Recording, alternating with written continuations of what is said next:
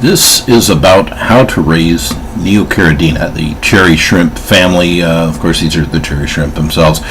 And there's a lot of information going around the web today saying you only need light for 10 hours a day in any tank, and the algae will feed the shrimp all that they need.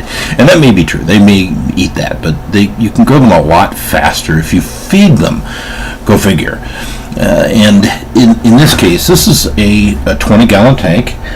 You can see a little more than half of the whole tank right now because it's about twice the height that you see, and it's not quite twice as wide. You can see about half the a little more than half the width of the tank. Okay.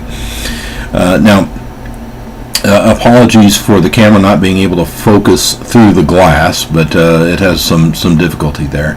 But you can see the shrimp all over the place. Now, there is a different type of shrimp in here, the little ghost shrimp literally the cheap 10-cent shrimp that you buy at the store. A lot of people feed them to other fishes that will eat them.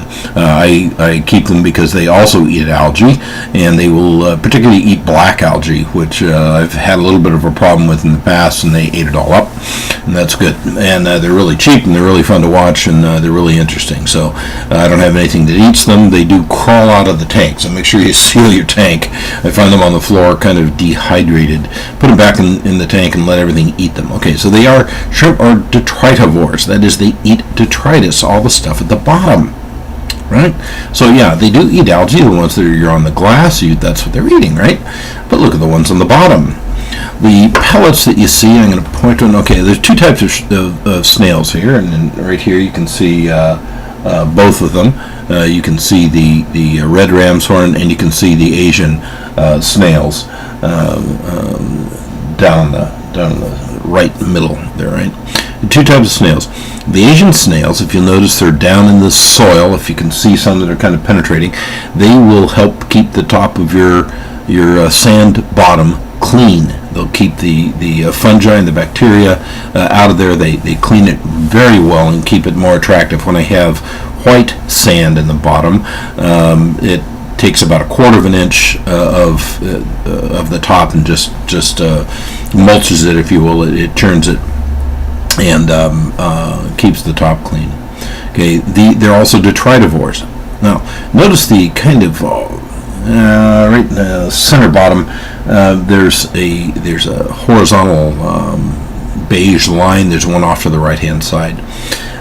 Those are what's left, the skeletons of ash leaves. Have an ash tree in the backyard. They deteriorate pretty rapidly into various carbon forms that you need for your plants and the water, and the shrimp will eat them also, eat the various components of the thing, and so do the snails. So you want an actively biological filter in a tank like this. This tank has no filter at all. There's nothing in this tank. You can see the light from the light, so that's obvious it's there. You can see on the left-hand side my thermometer. It shows 70 degrees Fahrenheit, and the only thing that you can't see is the water heater itself. There's nothing else in the tank. That's the whole thing. So this is a very inexpensive way to keep a tank. You do not change the water. You refill it once in a while, but you keep it basically sealed. Just the normal tops and everything. Keep the tops on so you don't lose water. Then you don't build up salts. The nitrogen is taken care of by the plants and the bacteria that are all over the glass, in the sand, in the substrate. They're all over everything. Right? That's what takes care of this normally in nature. So I took out the filter that I use. Okay, let me describe a biological canister filter. Buy the canister filter, take out everything inside, all of the, that is, not the structural materials, but all the filter materials. Replace it with nylon scratch pad that you'd buy at your local home hardware store, like Home Depot, Lowe's, things like this. Okay. Other than this, what the fish are eating, okay, you notice the leaves are pretty much gone.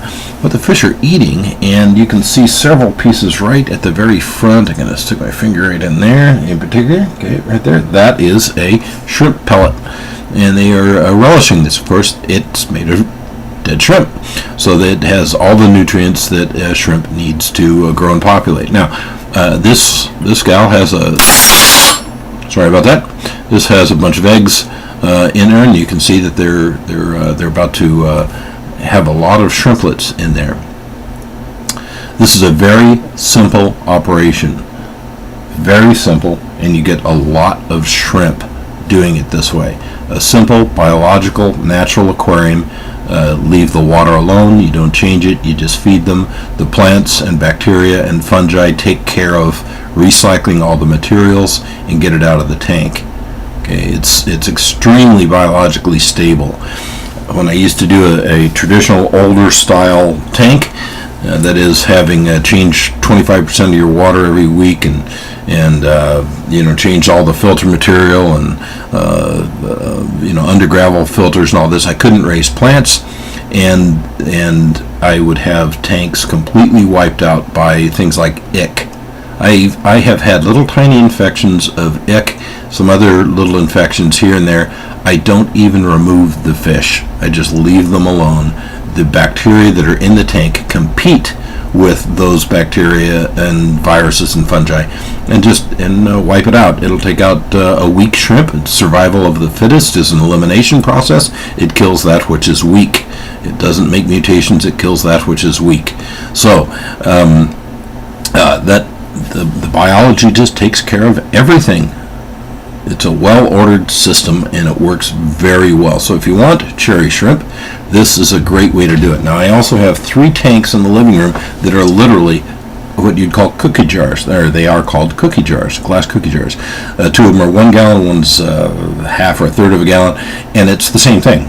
Matter of fact, some of the same plants, and sand on the bottom and just light above it. That's all there is in it. Those aren't even heated, and they also have shrimp in them, and they're also breeding. And I just noticed yesterday a lot of very small shrimplets. So it's a very simple way to raise these shrimp, but you need to feed them